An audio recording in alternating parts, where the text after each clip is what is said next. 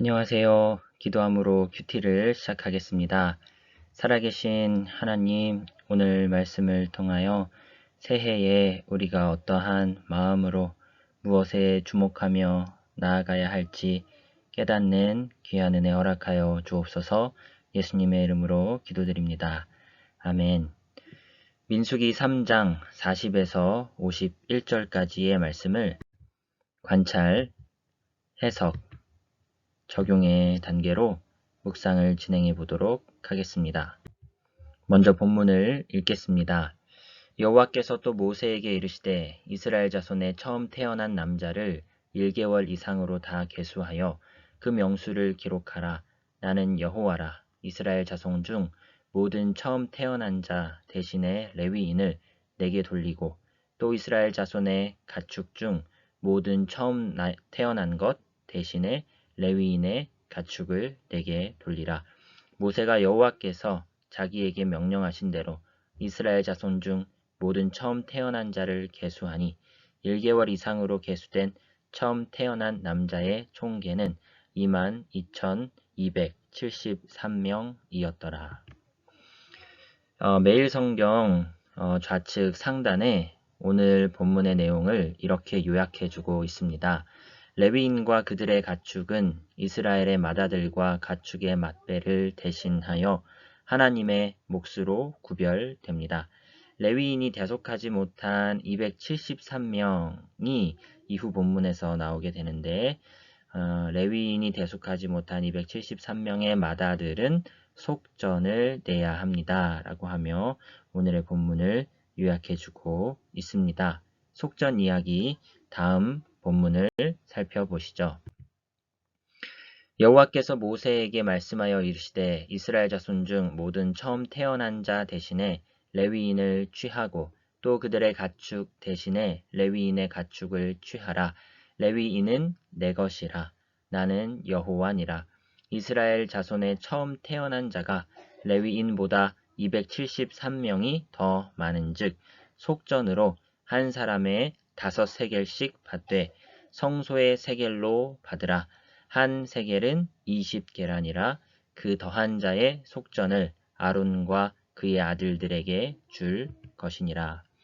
하나님이 이스라엘의 맏아들과 가축의 맏배에 대한 소유권을 선언하신 근거는 출애굽 구원, 즉 애굽의 장자와 가축의 맏배가 죽을 때 이스라엘은 하나님의 은혜로 죽음을 면하고 애굽에서 탈출한 사건에 있습니다. 출애굽 이후 이스라엘 백성의 생명과 가축은 하나님의 것이 되었습니다. 모세가 레위인으로 대속한 이외의 사람에게서 속전을 받았으니 곧 이스라엘 자손의 처음 태어난 자에게서 받은 돈이 성소의 세겔로 1365 세겔이라. 모세가 이 속전을 여호와의 말씀대로 아론과 그의 아들들에게 주었으니 여호와께서 모세에게 명령하신과 같았느니라. 배경주석을 참고해 보시면 이스라엘은 레위인과 교환함으로써 그 장자를 하나님으로부터 다시 사들인 것이었다. 레위인을 바치고 장자를 곁에 둘 수 있게 해 주었지만 사실 장자를 하나님께 바쳤다는 의미에는 변함이 없습니다.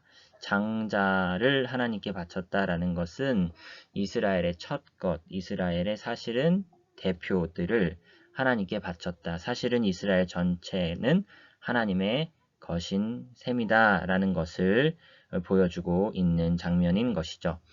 성소의 세겔은 일반적인 시장 세겔보다 더 표준적인 값과 무게가 있는 세겔을 말한다 라고 배경주석은 설명하면서 5세겔, 5세겔은 1년치 임금의 약 반을 말하는 듯하다 라고 서술해주고 있습니다. 한 명의 속전 값이 한 6개월치의 임금이었다라는 것을 알려주고 있습니다. 민수기 어떻게 묵상할 것인가? 매일 성경 16페이지 이하를 참조해 보시면 이런 내용이 있습니다. 랍비들은 통속적으로 민수기를 광야에서라고 부른다고 합니다. 광야에서 이스라엘은 하나님의 임재와 인도에도 불구하고 하나님을 진정으로 예배하지 않으며 반복적인 불평과 원망으로 인해 끝내는 진군에 실패한다라는 것이 민수기의 내용이라는 것이죠. 이를 광야에서의 실패와 소망 이야기라고 말할 수 있다. 우리는 광야 같은 인생 가운데 천성을 향해 가는 우리의 예배와 영적인 진군을 더불어 묵상해 볼 수 있다라고 해설해 줍니다. 실패의 이야기가 대부분을 이루지만 마지막에는 소망에 관한 모습도 들어 있다는 것인데요. 이스라엘은 광야 진군에 앞서 그 어떠한 군사 훈련이나 무기 체계를 준비한 적이 없다. 음식이나 의복을 준비하지도 않았다. 거룩하신 하나님께서 그들 가운데 거하시도록 오직 진영을 정결케 하는 일에만 전념했다. 그것이 진군 전에 갖춰야 할 준비의 핵심이자 전부였다. 이 대목을 읽으면서 저는 군대 생각이 났습니다. 군인, 하나님의 군사로 부르심을 받은 자들은 먹을 것, 입을 것을 걱정하지 않고 오직 하나님의 뜻에만 집중하며 살지요. 먼저 그 나라와 그 의를 구하라라고 말씀하시는 마태복음의 말씀도 떠오르고요. 오늘 말씀을 정리해 보겠습니다. 하나님은 어떠한 분이신가? 우리를 자신의 것으로 삼으시는 분. 나 또는 우리에게 주시는 교훈은 무엇인가? 나 또는 우리는 하나님의 것이다.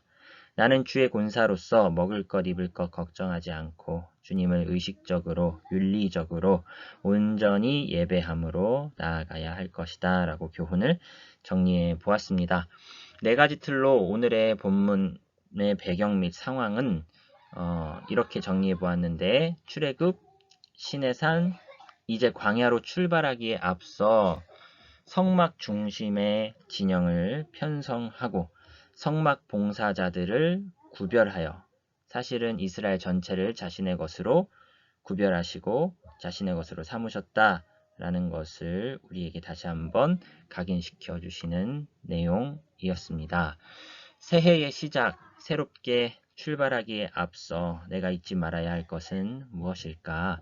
주의 말씀에 주목하고 우리가 성막 중심의 진영 편성을 보면서 광야 진군에 앞서 나는 하나님께 주목하는 태도를 가져야 하겠구나 라고 적용을 해 보았고요. 나는 주의 것임을 기억하며 하나님 나라를 먼저 간구하고 주님 나라 위해 전진하자라고 오늘의 내용을 정리해 보았습니다. 기도로 마치겠습니다. 살아계신 하나님, 진군에 앞서 하나님 중심의 삶을 다시 한번 정비하게 하여 주시고 말씀과 더 가깝게 하나님의 말씀에 담겨 있는 그 진리의 풍요로움을 더 맛보기를 힘쓰며 그렇게 주님을 중심으로 하여 전진해 나아가는 주님 나라 위에 전진해 나아가는 귀한 한 해 하루하루 될 수 있도록 정결한 삶 살 수 있도록 주여 붙잡아 주옵소서. 예수님의 이름으로 기도드립니다. 아멘. 수고하셨습니다. 다음 시간에 뵙겠습니다.